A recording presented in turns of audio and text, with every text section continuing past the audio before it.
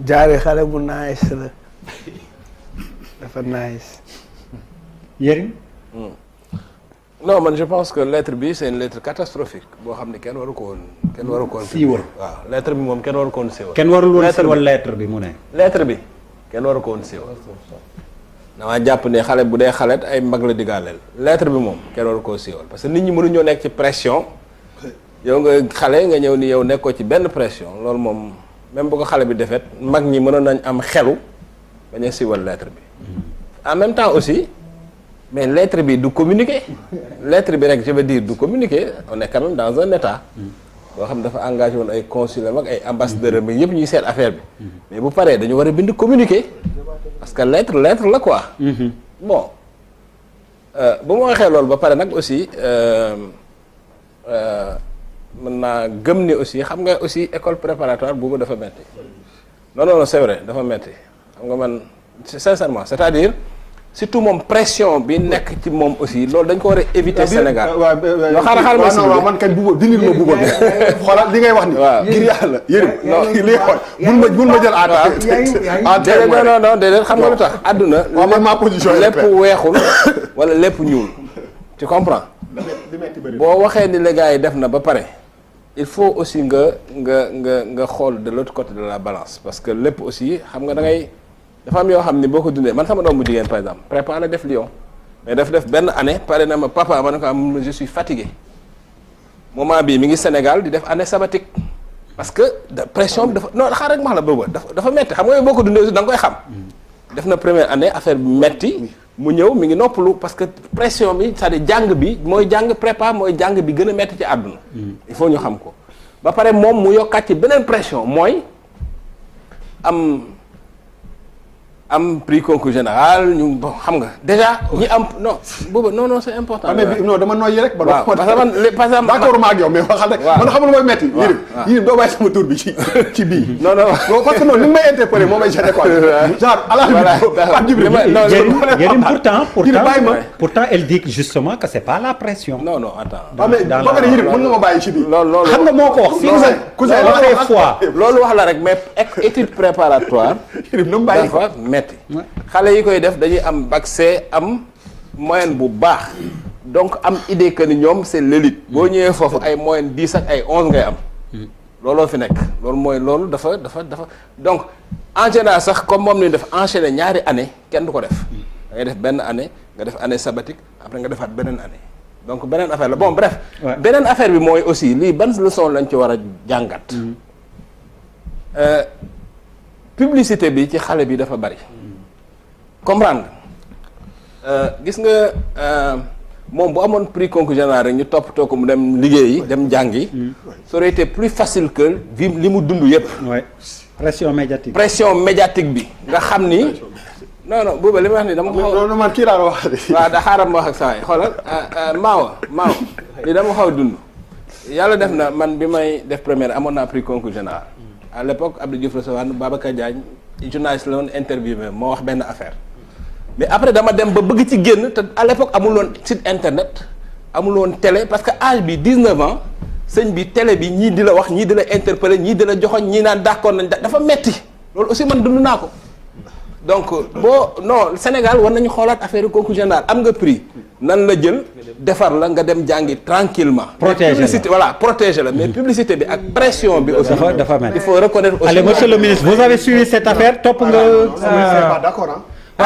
mais c'est gis-gis c'est son avis gis-gisam la ñu déglu monsieur le ministre publicité ñun ñii invité nañ ko fii soir d'info xanaa on est complice kon non mais dëgg la xanaa ñun on est complice. Pourquoi on les envoie là-bas? Il y a des lycées d'excellence. Il faut créer des universités d'excellence ici.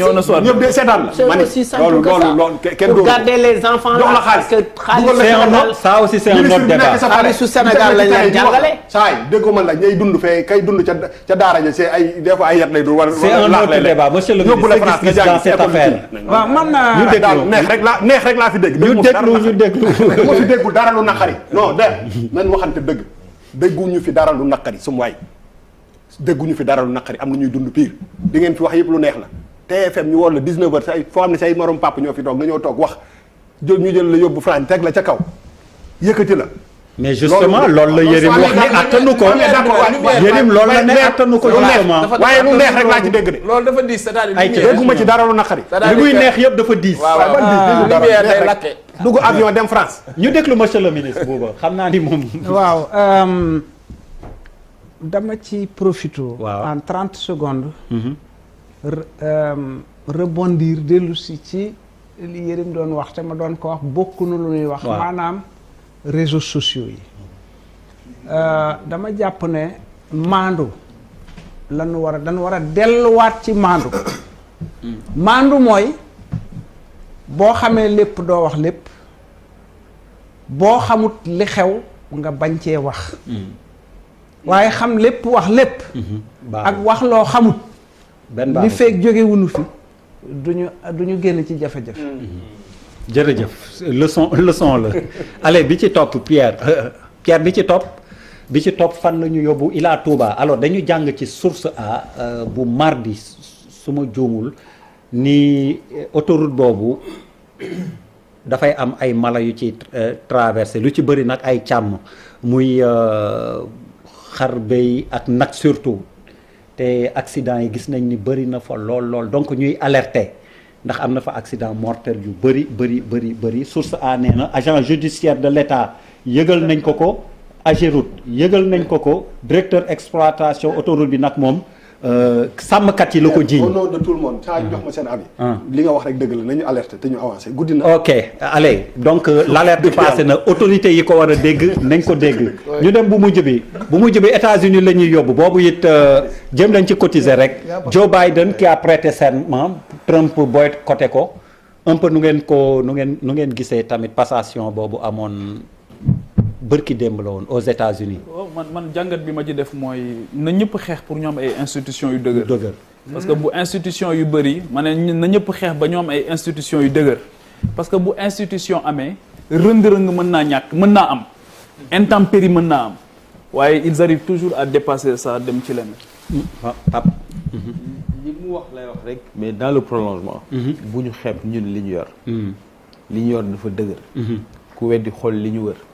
ku yebbu bañ a bàyyi xel suñu société ak suñu société civile ni muy doxee. moo tax li xew fële du xew fii parce que man wóolu naa suñu démocratie wóolu naa suñu citoyenneté. Papis. c'est ma conviction politique. mais man damay féliciter peuple américain bi. c'est les Américains que je félicite. bi leen waaye bëggee jaaxal dañoo complot sot ko. génnee ko fi dem et bon vent bon débarras. y compris les gens qui étaient avec lui. je te jure. Ouais. Ils se sont organisés les Américains xam nga l'arrivée de Trump dafa surprise la woon. Oui, mais certains. dafa bett ñëpp. les Américains ont compris que waa ji bu ñu ko fi bàyyee. fu mu jóg ñoom baaxul. autant il a eu 70 millions de voix. 12 millions de voix supplémentaires. il a perdu. ça veut dire que l'enseignement qu'il faut en tirer xam nga il y a des gens qui disent oui non Trump est puissant parce que il a eu 12 millions de voix supplémentaires. mais ñaata voix ñoo ko daan. combien de voix sont allées contre celles de Trump. raw ko gagné ko daan ko ça veut dire que la lecture qu'il faut en faire américains ñoo dajaloo pour la circonstance sans conviction sans bëgg-bëgg sot waa ji génnee ko. ok Trump dañ koo sot génnee ko moo tax je dis félicitations au peuple américain. Bouba. waaw man de yërëm naa Joe Biden de ak Kamala Harris. parce que pour man ça est très difficile. et une fois de plus waxoon naa ko fii la dernière fois ku yaakaar ni Trump accident la woon. da nga juum parce que pour man Trump day refléter l'Amérique raciste qui a pris beaucoup de terrain beaucoup d'espace. te loolu je ne pense pas que même bu dul Trump personnellement je ne pense pas que mu nekk loo xam ne jàll na je pense que li ci kanam. dinañu wan yu bëri parce que en réalité moi je suis convaincu que bu dul woon. pandémie bi. que Trump tey jii mooy nekk président États-Unis ça veut dire que la majeure partie des Américains pensent comme Trump et il n'a fait que pour rek mettre ay guillemets foofu man maa ngi dëkkoon New York. Trump c'est un New-Yorkais moi je suis presque convaincu que Trump n'est pas réellement nit bi muy wane ni moom la nekk. tout simplement dama mës a dégg muy wax ni bés bu ma bëggee nekk président. damay dem ci républicains yi parce que loolu leen jaay ñu jënd ko il a su vendre ce discours là. ñu jënd ko donc pour man c'est pas la fin de Trump parce que bu dul Trump bii it dina am yeneen Trump yu génn parce que. les mi-mandat soreetul. voilà soreetul quoi et pour dérouler pour administration bi ça va être très très difficile parce que Amérique aussi ni mu tëddee mooy que même boo perte ay élection Obama xam na ci dara am na yeneen voies de contournement yoo xam ne tu permets à ton adversaire de ne pas en tout cas tu ne permets pas de travailler donc te loolu je pense que ci kanam dafay ñëw. Allez Malal. Bon, je trouve que c'est un personnage intéressant que je continue à chercher de connaître. Son personnage m'intéresse, par exemple. Et ça t'intrigue? Yérim. Ouais. waaw man dama ci jàngat rek mooy xam nga lii Trump def nii. su doon Afrique dafay occuper la une des journaux pendant 1 mois 2 mois 3 et cetera c'est important. yii aussi des fois muy xew ci seen réew yi dafay baax. parce que des fois nit ñuy critiquer dafa yomb trop c'est-à-dire lu doxul rek la ñuy wàññee suñuy réew comme quoi lajj am na fu ne ñu dàq la nga bañ am na fu ne résister def n'importe quoi tu vois mais bon voilà li am solo mooy li Obama waxoon rek des hommes forts jariñul dara il faut des institutions fortes waaw bu amee institutions yu am doole rek nit ñi même bu ñu lajjeet wala ñu bëgg a dévier affaire yi moom fi mu taxaw rek lay taxaw. Monsieur le ministre. waaw man seetlu naa vraiment li xew Amérique li ma ci jàngat mooy gën a naqarlu suñu nekkin en tant qu'Africain.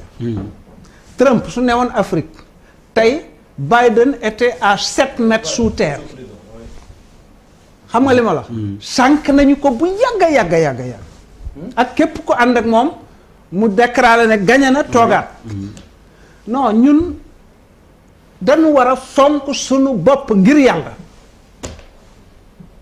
gëm sunu bopp ngir yàlla waaye nekk nii rek ba kañ merci. jërëjëf kon mooy le dernier mot de